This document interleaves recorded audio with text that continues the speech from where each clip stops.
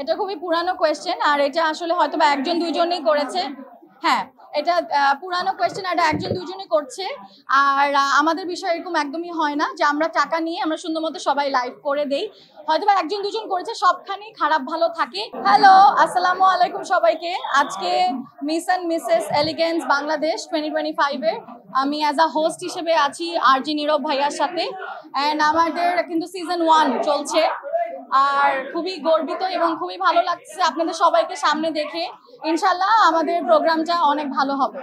Award অনুষ্ঠান বেশি হচ্ছে, আই থিঙ্ক স্পন্সর পাচ্ছে বা সবাই একটু ডিফারেন্ট কাজ করতে যাচ্ছে, ইভেন্টস করতে যাচ্ছে, এই জন্যই আর কি অ্যাওয়ার্ড ফাংশন বেশি হচ্ছে। এটা খারাপের কিছু না, যারা করতে পারছে তারা করছে, তো এটা খারাপের তো কিছু না, মানে ভালোই তো লাগে, খারাপ তো না জিনিসটা।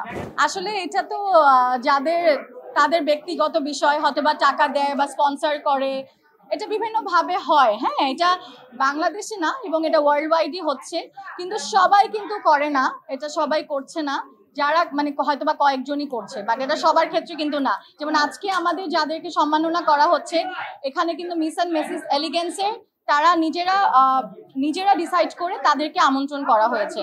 সো এখানে কিন্তু কিছুই হয়নি, তো সব জায়গায় হয় না আসলে। না, আসলে তো অনেক কাজই হয়, আমি জানি না আপনি কার কথা বলতেছেন।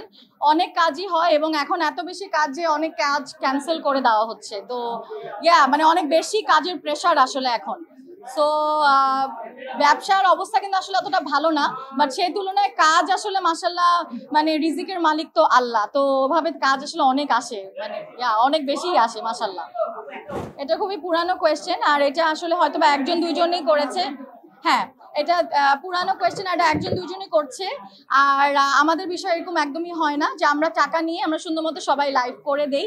হয়তোবা একজন দুজন করেছে, সবখানেই খারাপ ভালো থাকে, ওভাবেই কাজ করে যেতে হবে। Thank you.